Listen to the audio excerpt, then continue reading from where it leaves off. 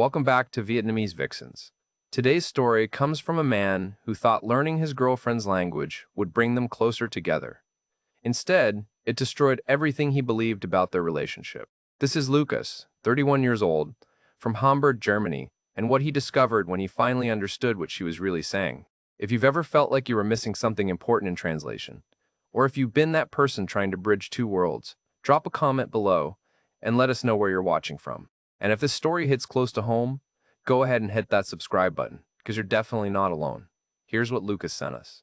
I need to tell you about Lynn before I tell you about the Vietnamese, because none of this makes sense without understanding how completely she rewired my brain in those first few months.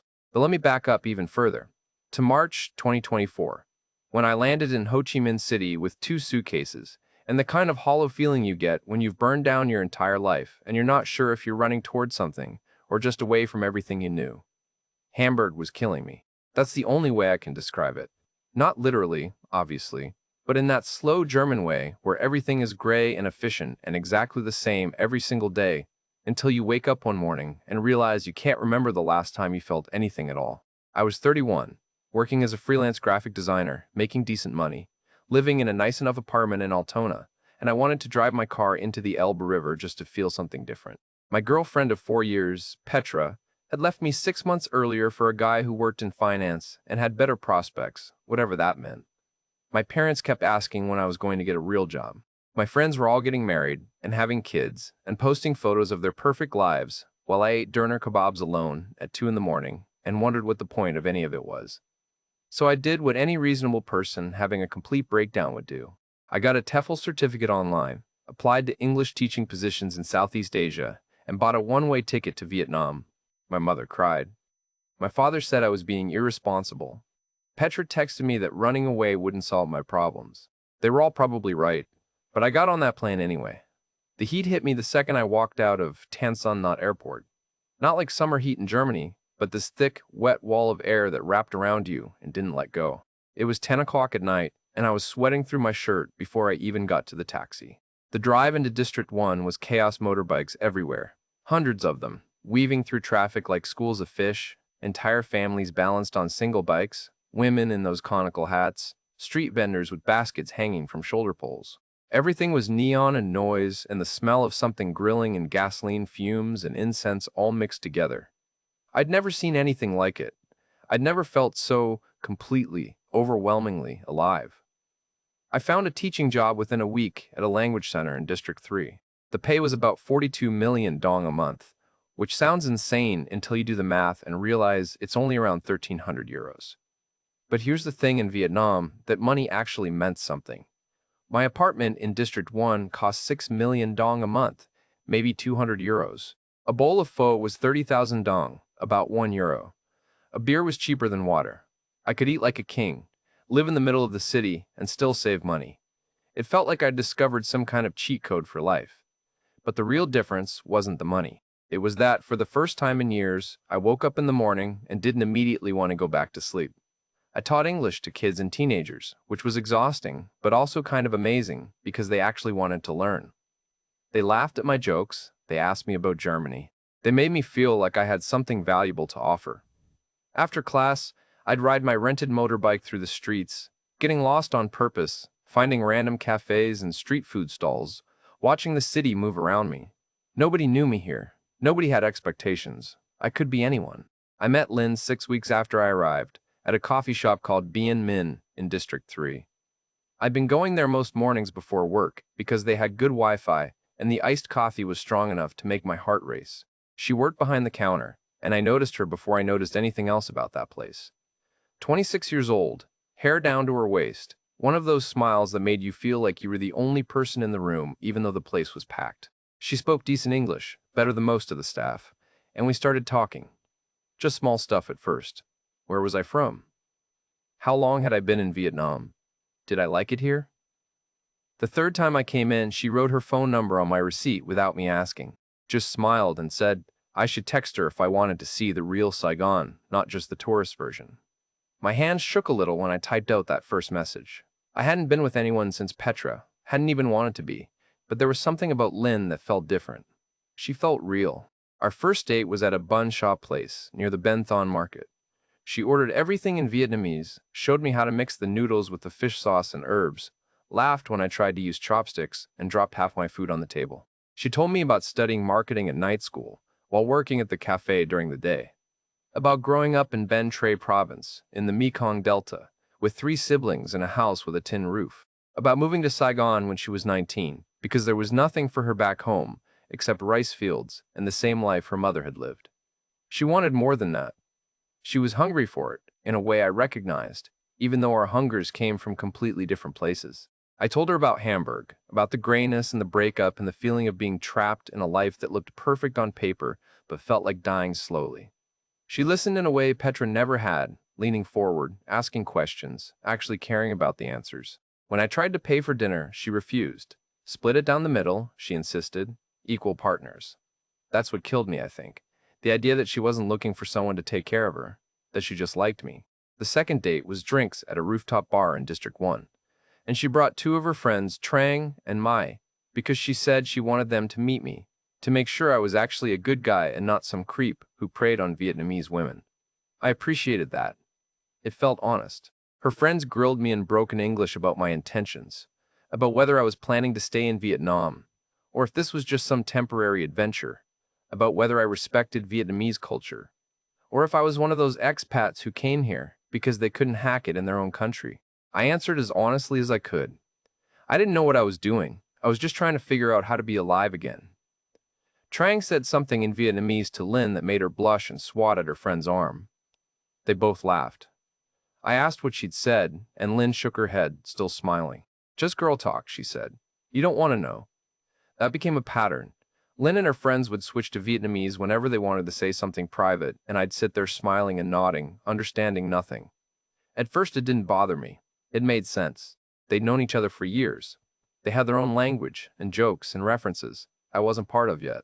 But as Lin and I got closer, as she started staying at my apartment 3 or 4 nights a week, as we took weekend trips to Vung Tau and Mui Ne, and she introduced me to more of her family and friends, I started to feel this weird exclusion, like there was a whole other version of her that I couldn't access. When we were alone and speaking English, she was sweet and thoughtful, and made me feel like I mattered. When her mom called or her brother texted or her friends came over, she'd switch to rapid-fire Vietnamese, and her whole energy would change. Her voice got sharper, more animated. She'd pace around the apartment talking and laughing, and I'd just sit there like furniture, scrolling through my phone, pretending I didn't care that I had no idea what was being said. Sometimes she'd step into the other room to take calls. Sometimes she'd see me watching and smile apologetically and switch back to English. But I could tell she was editing herself, filtering whatever she actually wanted to say through the translation. 3 months in, we were basically living together. She kept clothes at my place, her shampoo was in my shower, her motorbike was parked next to mine. We developed routines. Coffee together in the mornings before I went to teach. Late dinners at street food stalls where she'd order for both of us. Weekend mornings in bed where she'd watch Vietnamese comedy shows on her phone and laugh at jokes I couldn't understand. And I'd just watch her face and feel this ache in my chest because I wanted to be part of that world, not just adjacent to it. One night in early July, after too much wine and a long conversation about nothing in particular, we were lying in bed and she was scrolling through her phone, watching some variety show where Vietnamese celebrities were playing games and shrieking with laughter. I couldn't understand a word of it. She was completely absorbed, giggling at the screen, and I felt so stupidly left out, like a kid whose friends are speaking a language he doesn't know just to exclude him. That's when the idea hit me. I could learn Vietnamese, not just a few phrases for restaurants and taxis. Actually learn it, become fluent. Imagine her face when I finally understood her jokes, when I could talk to her family properly, when I could surprise her by speaking to her mother in her own language. It felt romantic, you know? Like something out of a movie. The guy learns his girlfriend's language as the ultimate gesture of love and commitment. I didn't tell her. That was important. It had to be a surprise. The whole point was the reveal.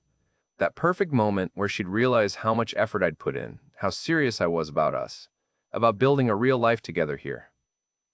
The next day, I downloaded Duolingo and every other Vietnamese learning app I could find. I started watching YouTube videos about Vietnamese pronunciation and tones, which was absolutely brutal, by the way. 6 tones. 6 different ways to say the same word that all mean completely different things. Ma can mean ghost or mother or horse or rice seedling, depending on how you say it. It was like trying to learn music and language at the same time.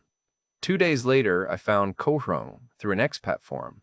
She was 64, had taught Vietnamese to foreigners for 30 years, and had a no-nonsense approach that I appreciated. We met at her apartment in District 5, this cluttered space full of dictionaries and old furniture and a cat that glared at me the entire first lesson.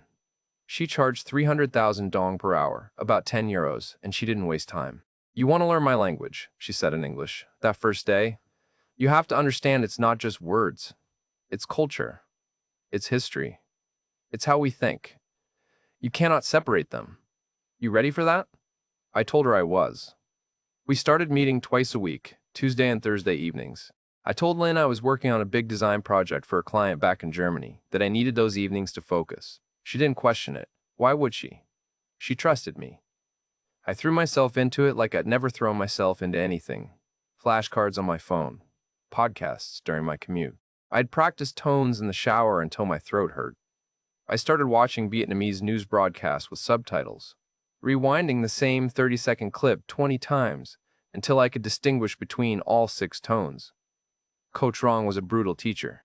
She'd make me repeat the same phrase 50 times if I didn't get it exactly right. But I loved it. I loved having a secret, having something that was just mine. And I loved the idea of what it would mean when I finally revealed it to Lynn. 2 months in, I could understand basic conversations. Simple exchanges at the market, whether small talk, children's TV shows. 4 months in, I could follow along with news broadcasts and understand maybe 70% of what people around me were saying. I was careful never to react when Lynn spoke Vietnamese around me. When her friends switched languages, I'd keep my face neutral, scroll my phone, act like one was in my own world. The weirdest part was becoming aware of how much Vietnamese was happening around me all the time that I'd just been tuning out. The conversations in cafes, the gossip between motorbike taxi drivers, the arguments between street vendors, the phone calls in elevators. It was like someone had turned on subtitles for the entire city. And I started noticing things about Lynn's conversations that made my stomach tighten in ways I couldn't quite name yet. Little moments where she'd glance at me while speaking Vietnamese to her friends, or times when she'd lower her voice on the phone with her family when I was in the next room. Nothing concrete, nothing I could point to and say definitively that something was wrong. Just this nagging sense that there were layers to her I wasn't seeing, conversations happening that had everything to do with me, but nothing I was included in. But I pushed those feelings down. I was probably just being paranoid. Cultural differences, that's all. Vietnamese families were close. They talked about everything. They involved themselves in each other's business in ways that would seem intrusive back in Germany. It was fine. Everything was fine. I planned to reveal my surprise at the family dinner her mother was hosting in 2 weeks. I'd practiced a whole speech in Vietnamese with Ko Shung. I was going to stand up at the table and thank her family in their language for welcoming me. Tell them how much I loved their daughter, how serious I was about our future together. It was going to be perfect. I had no idea I was about to uncover something I'd wish I'd never learned. 4 months into my secret Vietnamese lessons, I could understand maybe 75% of casual conversation. The tones still tripped me up sometimes, especially when people spoke quickly or used slang, but I was getting there. Q Tu Hong had started bringing in newspaper articles for me to translate, Vietnamese soap opera clips to analyze, even pop songs to break down line by line. My vocabulary had expanded from market transactions and weather talk to abstract concepts, emotions, relationship dynamics. I could read menus without help. I could follow the plot of TV dramas. I could eavesdrop on strangers arguing about politics at the cafe. That's the thing nobody tells you about learning a language in secret. It stops being about the language pretty quickly and starts being about everything you wish you didn't understand. It started small. Little moments that felt off, but that I couldn't quite process, because my brain was still working so hard just to translate the words that I didn't have bandwidth left to analyze what they actually meant. Like one evening in late August when Lynn's friend Trang came over to our apartment.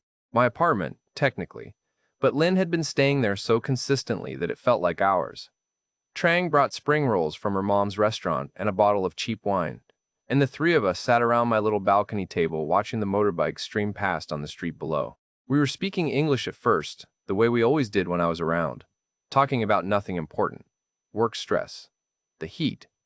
Some drama at Trang's restaurant involving a chef who quit without notice. Normal stuff. Then Lynn went inside to get more wine glasses, and Trang pulled out her phone to show me photos of her new nephew. And we were both laughing at this chubby baby with the most serious expression. And then Lin came back and handed us the glasses and said something in Vietnamese to Trang. I kept my eyes on my phone, scrolling like I wasn't paying attention. My Vietnamese wasn't perfect, but I caught every word. Did you tell him yet? Trang asked. Not yet, Lin replied. I need to be sure first. Sure about what? Just sure, that it's the right time. They switched back to English almost immediately after that. Something about the baby again, and I sat there feeling like I'd been punched but had to pretend everything was fine. Tell me what? Be sure about what? I ran through possibilities. Maybe she was pregnant. Maybe she wanted to move in officially and was nervous about asking. Maybe she'd gotten a job offer somewhere else. Maybe it was something completely innocent and I was being paranoid. But the way Trang had asked the question, with that edge in her voice, and the way Lin had shut it down so quickly, glancing at me to see if I'd noticed it felt wrong. It felt like a secret I wasn't supposed to know about. I didn't say anything. Just kept drinking wine and smiling and making conversation while my mind ran in circles trying to figure out what I'd missed. When Trang left around 11, I asked Lin if everything was okay. She looked confused, asked why I was asking. I said she seemed a little stressed earlier when she was talking to Trang.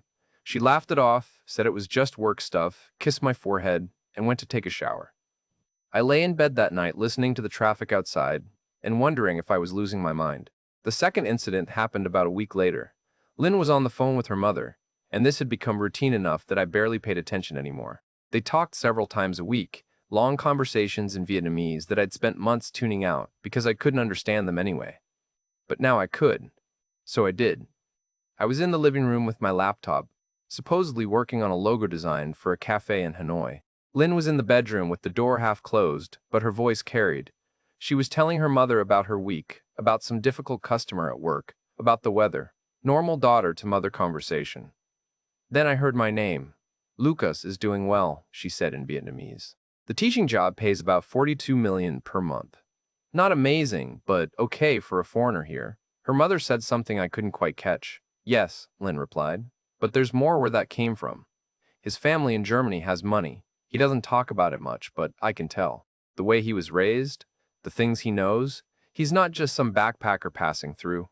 More conversation I missed. Then Lin laughed, and it wasn't her usual laugh. It was sharper somehow. I know, Mom. I'm being smart about it.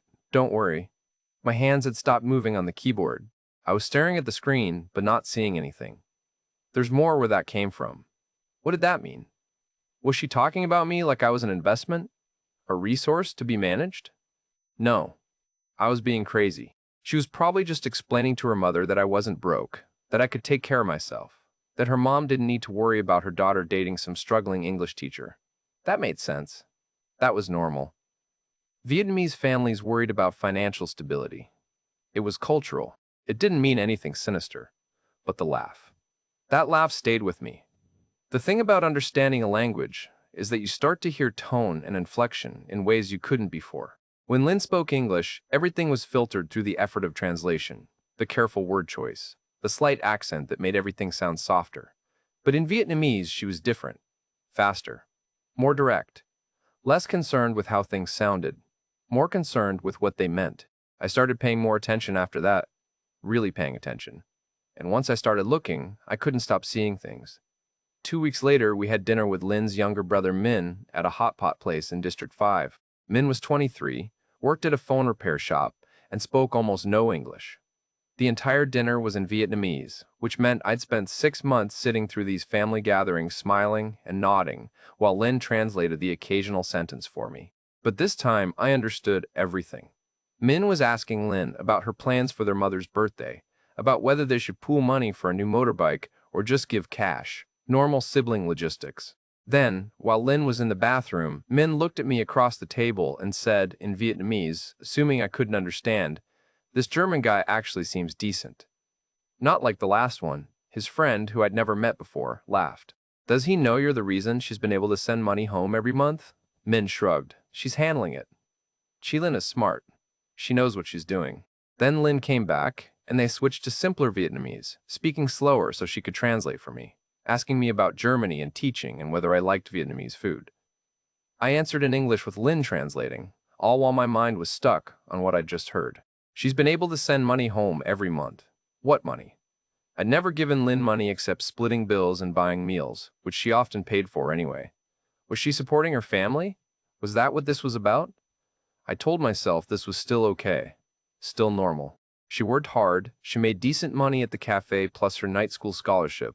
It made sense she'd help her family. Lots of Vietnamese young people sent money home to their parents. It was expected. Honorable even.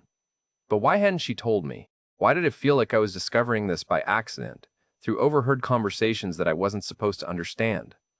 The comments about money started becoming more frequent after that, and now that I was listening for them, I couldn't unhear them.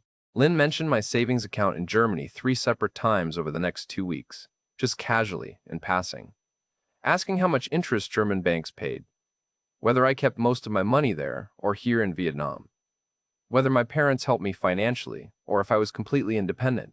Each time I answered honestly because, why wouldn't I? I had nothing to hide. But each time I noticed this flicker in her eyes, like she was calculating something. She mentioned her mother's medical expenses twice. Back pain, she said, needed physical therapy that insurance didn't fully cover. I'd offered sympathy, asked if her mom was okay, if there was anything I could do to help. Lynn had smiled and said no. They were managing, but it was expensive. The first time she brought it up, I offered to contribute something, just to help. She'd refused sweetly, said she couldn't accept my money, that it wouldn't be right. The second time she brought it up, I offered again, and again she refused, but this time with less conviction. This time she'd said maybe we could talk about it later. She mentioned her family's house in Ben Tree needing renovation 4 times. The roof leaked during rainy season. The bathroom was old, and the plumbing didn't work properly. Her father wanted to add a room for when her younger sister got married. It cost money they didn't have, but it was important for the family's future. Each time she brought it up, I made sympathetic noises and said I hoped they could figure it out. Each time she looked at me like she was waiting for me to offer something more than words. I started to feel like I was being auditioned for a role I didn't realize I was playing. The generous, foreign boyfriend, the Western man with the stronger currency and the family money. The solution to problems I was only just beginning to understand existed. September hit, and Vietnam stayed hot and wet and impossibly humid. I'd been here 6 months. My teaching contract was up for renewal, and I'd already agreed to stay another year. Lynn had seemed genuinely happy about that, had kissed me and said she was glad I wasn't leaving, that she'd been worried I would get bored and go back to Germany. I'd told her I wasn't going anywhere, that I was building a life here, with her. That night she'd been quieter than usual. We were lying in bed, and she was on her phone, and I was reading a book, and she suddenly asked me about my family's financial situation. Like, point blank. Were my parents wealthy? What did they do for work? Did I have inheritance coming? Would they help me if I wanted to start a business in Vietnam? I'd answered cautiously because the questions felt strange. My dad was an engineer, my mom was a teacher, they were comfortable but not rich. They'd help me in an emergency, but they weren't going to fund my adventures in Southeast Asia. Why was she asking? Just curious, she'd said. Just trying to understand your background. But it didn't feel like curiosity. It felt like due diligence. The breaking point, or the beginning of it, came 3 weeks before the trip to Ben Tre. Lynn had left her phone on the bathroom counter while she took a shower. This wasn't unusual. She wasn't secretive with her phone, often left it lying around, sometimes asked me to check messages for her when she was busy. But this time, a message in Vietnamese lit up the screen while I was brushing my teeth, and I glanced at it reflexively, and what I saw made my stomach drop. The message was from someone saved as Chan Mai, older sister Mai. The text said, "Has the German agreed to invest in the coffee shop yet? Remember what I told you, don't rush it. Make him feel like it's his idea. Men like to think they're in control." I stood there holding my toothbrush, toothpaste foam in my mouth, staring at those words. Coffee shop. Investment. Make him feel like it's his idea. What coffee shop? Lynn had never mentioned wanting to open a coffee shop, had never mentioned needing investment money, had never asked me to invest in anything. Unless she was planning to. Unless this whole thing, this whole relationship, was building toward a moment where she would casually mention this dream, this opportunity, and I would gallantly offer to fund it because I was the generous Western boyfriend with the supposedly wealthy family and the strong euros. The shower shut off. I heard Lynn humming. I put my toothbrush down and walked out of the bathroom and sat on the bed and stared at the wall while she dried her hair and got dressed and chatted about her day. and I responded in monosyllables because I couldn't trust my voice to stay steady. I didn't confront her. I don't know why. Maybe because I wanted to be wrong. Maybe because if I confronted her, she'd explain it away, and I'd convince myself to believe her, because the alternative was too painful. Maybe because I needed more information before I could accept what I was starting to understand. Instead, I did something calculated, something manipulative in its own way, which makes me not much better than what I suspected she was doing to me. I suggested we spend more time with her family. I said I wanted to get to know them better, to be more involved in that part of her life. I asked if we could plan a trip to Ben Tre to visit her parents, to see where she grew up, to really understand her roots. Her face lit up when I suggested it.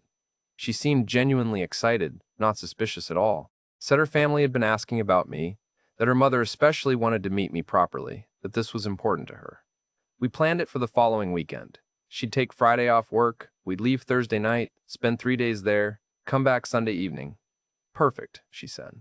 You'll love it there. It's so different from Saigon, more peaceful, more real. Real. That was the word she used, real. The 2 weeks leading up to the trip were strange. I felt like I was playing a part in a movie, going through the motions of being the loving boyfriend while simultaneously conducting surveillance on my own relationship. I listened more carefully to her phone conversations. I noticed when she switched to Vietnamese mid-sentence and what topics prompted the switch. I watched how she interacted with her friends when she thought I wasn't paying attention, and I practiced my Vietnamese even more intensely with Con Trong, focusing specifically on family conversation topics, casual home dialogue, the kind of unguarded speech that happens when people think they're in private. Con Trong had started to notice something was off. One evening, she stopped me mid-lesson and asked directly, "Why are you really learning Vietnamese? You study like a man preparing for war, not a man learning to talk to his girlfriend's family." I told her I just wanted to understand. She looked at me with those sharp 64-year-old eyes and said, "Be careful. Sometimes understanding brings more pain than ignorance. Sometimes the things people say when they think you cannot hear are not meant for your ears." I told her I needed to know anyway. She nodded slowly and said, "Then you will know, and then you will decide what to do with knowing." The night before we left for Ben Tre, I couldn't sleep. Lynn was curled up next to me, breathing softly, her hair spread across my pillow. She looked peaceful, innocent. I wanted so badly to believe I was wrong about everything. That I'd misunderstood the conversations, misread the intentions, projected my own insecurities and trust issues from Petra onto this completely different relationship with this completely different woman. But I couldn't shake the text message. Has the German agreed to invest in the coffee shop yet? Make him feel like it's his idea. I got up around 3 in the morning and sat on the balcony smoking a cigarette, which I'd quit 2 years ago, but had bought a pack of that day just to have something to do with my hands. The city was quieter at this hour, but never silent. Motorbikes still passing below. Someone's TV playing a Vietnamese drama through an open window. A dog barking somewhere far away. I thought about Petra, about how she'd left me for someone with better prospects, about how I'd felt when she told me I was nice but not ambitious enough, kind but not driven enough, comfortable but not exciting enough. About how I'd come to Vietnam partly to prove something to myself, to prove I could be spontaneous and adventurous and appealing to someone. And maybe that was the whole problem. Maybe I'd been so desperate to feel wanted again that I'd ignored every warning sign. Maybe I'd needed to believe Lynn was different, that this was real, that someone could actually love me without conditions or calculations. Maybe I'd been playing myself all along.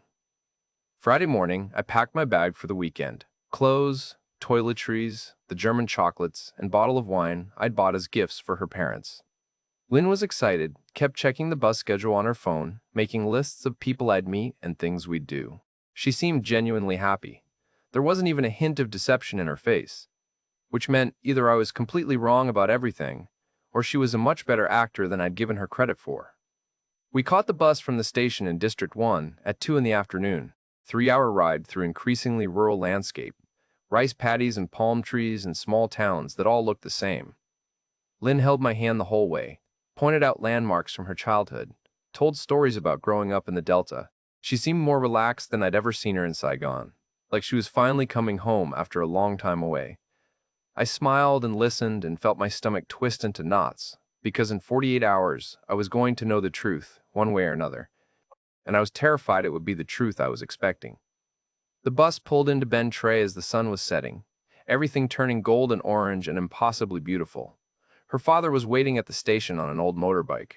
He smiled when he saw us, shook my hand firmly, said something in Vietnamese that I understood perfectly. So this is the German my daughter talks about constantly. Lynn translated it as, "My father says welcome to Ben Tre." Close enough, but not quite the same. We drove through narrow roads lined with fruit trees to her family's house, and I held on to Lynn's waist and watched the countryside pass by and tried not to think about what I was about to learn. Her family's house was smaller than I expected, but comfortable. Concrete walls painted pale yellow, tile floors that stayed cool despite the heat, a family altar in the corner with photos of grandparents and great-grandparents, incense burning in front of their faces. 2 bedrooms, 1 bathroom, a kitchen that opened directly into the main living space, and a small yard out back where chickens wandered around pecking at the ground. Everything was clean and well-maintained despite being old. You could see where money had been spent carefully over the years, patch jobs and repairs, making things last as long as possible. Lynn's mother came out of the kitchen when she heard us arrive, wiping her hands on her apron.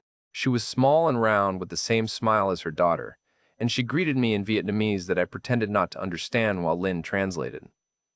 "Welcome, welcome. We're so happy to have you here. You're too thin. We need to feed you." The universal language of mothers everywhere. Her father hung back, quieter, observing me with the careful attention of a man who'd spent his whole life reading people and situations. Her younger brother Min was there, the one I'd had dinner with in Saigon, and he shook my hand and grinned and said something in Vietnamese about hoping I liked simple country life. The sister, Lan, arrived about an hour later. I'd heard about her, but never met her. 29 years old, worked as an accountant in Can though, married with a baby daughter. She was sharper than Lynn, more businesslike, dressed in ways that suggested she'd worked hard to escape rural poverty and wasn't planning to return. She evaluated me openly when we were introduced, looking me up and down like I was a used motorbike she was considering purchasing. Then she smiled and said something in Vietnamese that Lynn translated as, "Nice to meet you," but that I understood as, "So this is the investment." I smiled back and gave her the chocolates I'd brought and acted like I hadn't understood a word. Dinner was elaborate. Lynn's mother had clearly been cooking all day. Spring rolls, caramelized pork, sour soup with fish, stir-fried morning glory, rice that kept appearing in my bowl no matter how much I ate. Everyone talked and laughed and asked me questions through Lynn's translation. How did I like Vietnam? Was the food too different? Did I miss Germany? What did my parents think about me living here? I answered honestly, or as honestly as I could while feeling like I was being interviewed for a position I hadn't applied for. Lynn seemed genuinely happy. She kept touching my arm, smiling at me across the table, translating enthusiastically even when the conversations were mundane. Her father asked about teaching English, and seemed impressed that I had a university degree. Her mother kept loading more food onto my plate and insisting I was too skinny. Min asked about German football, and whether I thought Bayern Munich would win the league again. Normal family dinner conversation. I almost convinced myself I'd been wrong about everything. After dinner, Lynn's mother insisted I was a guest and shouldn't help clean up.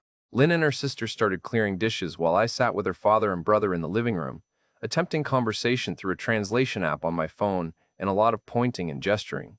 It was awkward, but friendly. Her father showed me photos on his phone of their coconut trees, explained through broken English and charades about how they sold coconuts to traders who came through the village. Min demonstrated a mobile game he was obsessed with. It felt normal. Nice even. I excused myself to use the bathroom around 9. The house was small enough that the bathroom was down a short hallway that ran behind the kitchen, and as I walked past, I heard voices.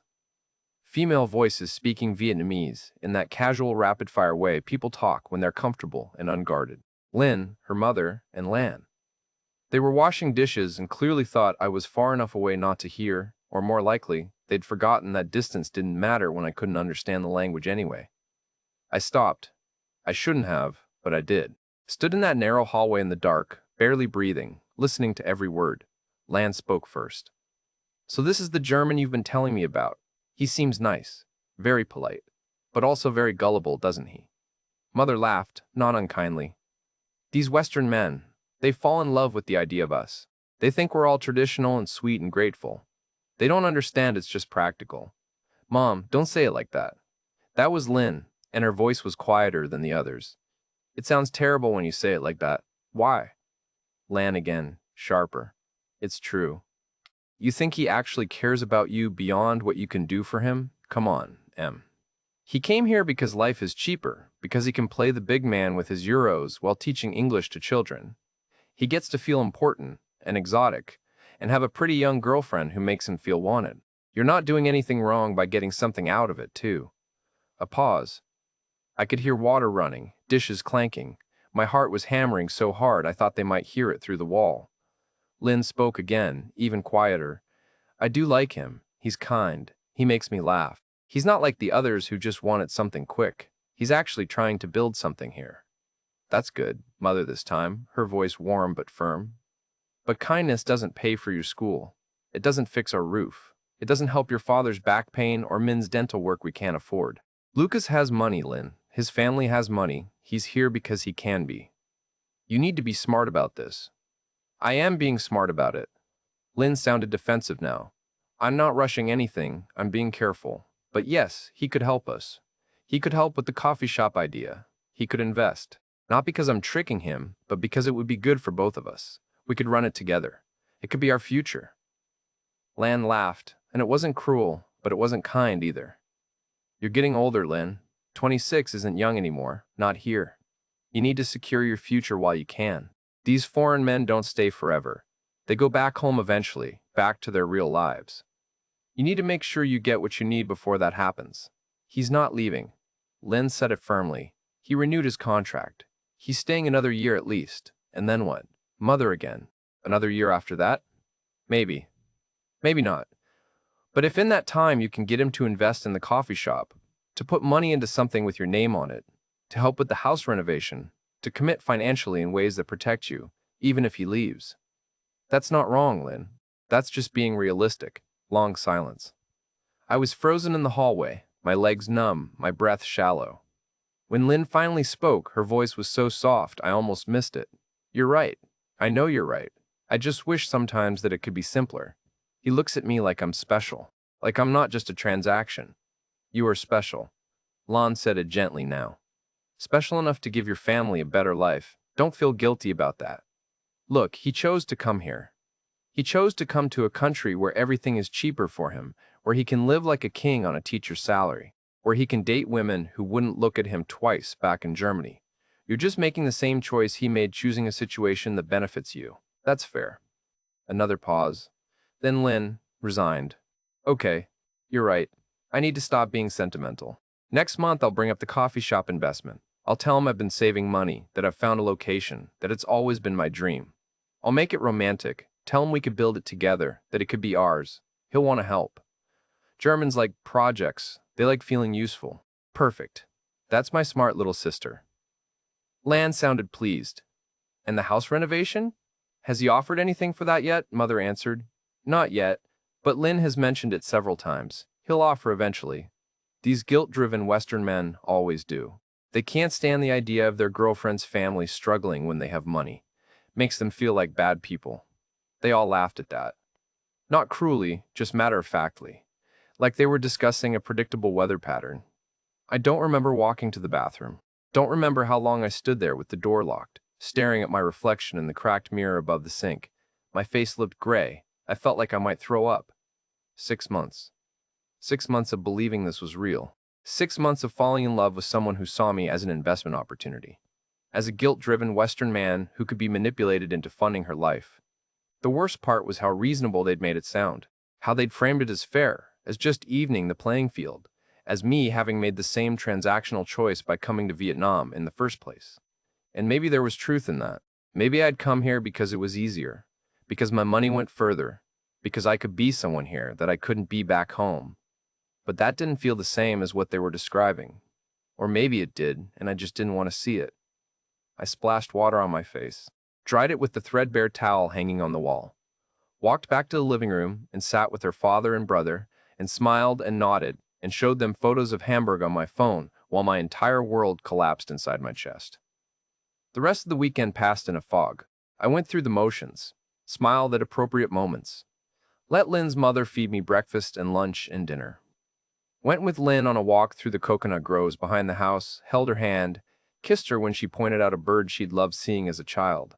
Sat through a family dinner on Saturday night, where everyone told stories and laughed, and I understood every word but pretended I understood nothing. Slept next to her in the small guest room her parents had cleared out for us. Listened to her breathing in the dark, and felt absolutely nothing except the weight of knowing. She seemed happy.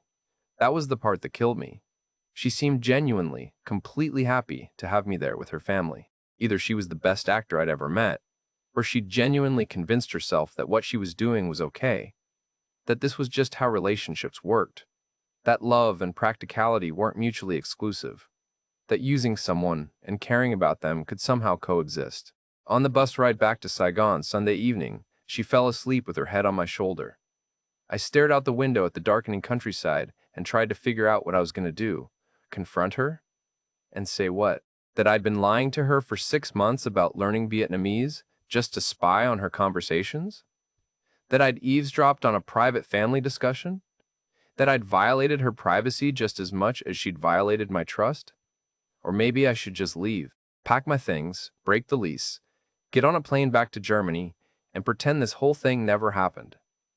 Go back to the gray Hamburg winter and the life I'd been running from, and at least know that nobody there was pretending to love me for my money. But I didn't do either of those things, not right away. Instead, I did something calculated. I decided to test her, to see if what I'd overheard was really true, or if I'd misunderstood somehow, if there was still a chance I was wrong. Monday night, back at the apartment, I told her my mother was sick. Complete lie. My mother was fine, probably at that moment yelling at my father about something trivial while they watched German television. But I told Lynn that my mom had called, that she needed surgery, that I needed to send money back home to Germany to help with medical costs, that my savings were tighter than I'd thought, that I might need to be more careful with spending for the next few months. I watched her face as I said it, watched the concern that flickered across her features, the appropriate sympathetic noises she made, the hand on my arm. "I'm so sorry," she said. "Is there anything I can do to help? Do you need to go home to be with her?" I told her no, it wasn't that serious, just expensive, that I'd be fine, but would need to cut back on some things. Maybe skip our planned trip to Dalat next month, maybe eat out less frequently, just until things stabilized. She nodded, said she understood completely, said of course we'd cut back wherever we needed to. That family came first, all the right words, all the appropriate responses. Then I watched over the next 3 days as her texts became less frequent, as she became suddenly busy with school projects and extra shifts at work.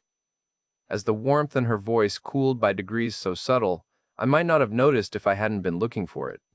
By Thursday, she canceled our dinner plans because of a study group she'd forgotten about. By Friday, she was responding to my messages hours late with single-sentence replies. Saturday morning, I woke up to a text saying she needed some space to focus on her exams, that she'd be staying at her own apartment for a week or so, that she'd call me soon, that everything was fine, just stressed. I sat on my bed reading that text over and over, and something inside me just broke. I called her. She didn't answer. I called again. Still nothing. I sent a text. "I need to talk to you. It's important." She replied an hour later. "Can it wait? I'm really busy today." "No," I wrote back. "It can't wait. I'm coming over. Lucas, please. I just need some time. I'll be there in 20 minutes. I rode my motorbike across the city to her apartment in District 3, the one she'd kept even though she'd been spending every night at my place for months. The one I'd barely ever visited because she always preferred my apartment, my space, my life.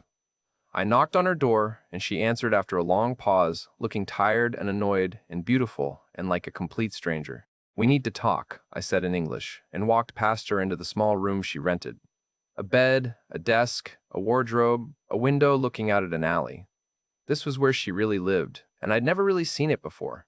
She closed the door behind me. "What's this about?" "I've been learning Vietnamese," I said. My voice was steady. I was surprised by how steady it was. "For 6 months. I can understand everything." The color drained from her face. "I heard everything at your mother's house," I continued. "In the kitchen. You and your sister and your mother. The conversation about the coffee shop. About me being gullible. About getting what you need before I leave. All of it." She opened her mouth. Closed it. Opened it again. "That's not, you don't understand, that wasn't." "I understand perfectly," I said, and switched to Vietnamese. "I understand that you saw me as an investment. that this whole thing was about securing your future, that you and your family had a plan, and I was just the stupid German who was supposed to fund it. Her eyes went wide. She started to cry. Lucas, please, it's not that simple. I do care about you. I wasn't lying about that. It's just things are complicated here. You don't understand how hard it is. My family needs help. I need help, and you have money. You have opportunities I'll never have. Is it so wrong to want security? To want a better life? I stared at her. So that's a yes? This was all about money? No. She was crying harder now. It was about both things. I liked you. I like you. But yes, I also thought you could help me. Help my family. Is that so terrible? You came here because life was easier and cheaper. You get to live better here than you ever could in Germany. Why is that okay for you, but not okay for me to want the same thing? Because I actually loved you, I said quietly in Vietnamese. I wasn't pretending, I wasn't calculating, I just loved you. She sobbed into her hands. I'm sorry, I'm so sorry. I didn't mean for it to be like this. Did you ever actually love me? I asked. Or was I always just a foreign boyfriend with a Western salary and family money? Just tell me the truth, please. She looked up at me with tears streaming down her face, and for a long moment she didn't say anything. Then, so quietly I almost didn't hear it, I don't know. That was somehow worse than if she'd just said no. I left without saying anything else, rode my motorbike back to my apartment, packed her things into a bag, left it outside her building that night, changed my locks, blocked her number, spent 3 days lying in bed staring at the ceiling fan spinning overhead, while the city noise poured in through my windows. She tried to call from different numbers, sent emails, showed up at my apartment building twice, but I didn't answer the buzzer. Her friend Trang sent me a message saying I didn't understand Vietnamese culture, that I was being unfair, that Lynn really did care about me, and I was breaking her heart. I didn't respond. I taught my classes, ate my meals, went through the motions of living. But the city felt different now. Not like paradise, not like freedom, more like an elaborate stage set where everyone was playing a part and 50-100 just figured out the script. I booked a flight back to Germany for the end of October, gave notice at the language center, started selling my furniture. Q Hong cried a little when I told her I was leaving, said she'd known this would happen, that understanding sometimes costs more than ignorance. She hugged me goodbye and told me that Vietnamese wasn't the problem, that people were just people everywhere. The broken heart spoke the same language in every country. It's almost November now. My flight leaves in 5 days. I've said goodbye to the few friends I made here, packed up my life into the same 2 suitcases I arrived with. I still ride my motorbike through District 1 sometimes, still eat banh mi at the corner stall, where the old woman has learned to make it exactly how I like it. Still drink café suada at cafes where nobody knows my story. The city is still beautiful, still chaotic and alive and impossibly humid. None of that changed. I did. I learned Vietnamese. I learned it well enough to understand conversations people didn't think I could hear. And what I learned is that sometimes the most important translations aren't words at all. They're intentions. They're the space between what people say and what they mean. They're the difference between someone who loves you and someone who loves what you can do for them. I don't regret learning the language. I regret needing to learn it secretly. I regret that the surprise I wanted to give Lynn became the knife that cut open everything I thought we had. I regret that I'll never know if she could have loved me if money hadn't been part of the equation. Maybe she could have. Maybe given enough time and enough trust, we could have built something real. But we'll never know now because I heard words I can never unhear, and she said things she can't take back, and there's no translation for that kind of betrayal that makes it hurt any less. 5 more days, and I'll be back in Hamburg. Back to the gray and the cold and the life I ran away from. Back to being just another ordinary guy in an ordinary city, living an ordinary life. But at least there, I'll know where I stand. At least there, people will tell me to my face if they think I'm useful or worthless or somewhere in between. Vietnam taught me a lot. Just not the lessons I came here to learn. Welcome back. That was Lucas's story. I want to be clear, not everyone's experience in Vietnam is like this. Not every relationship crosses cultures for the wrong reasons.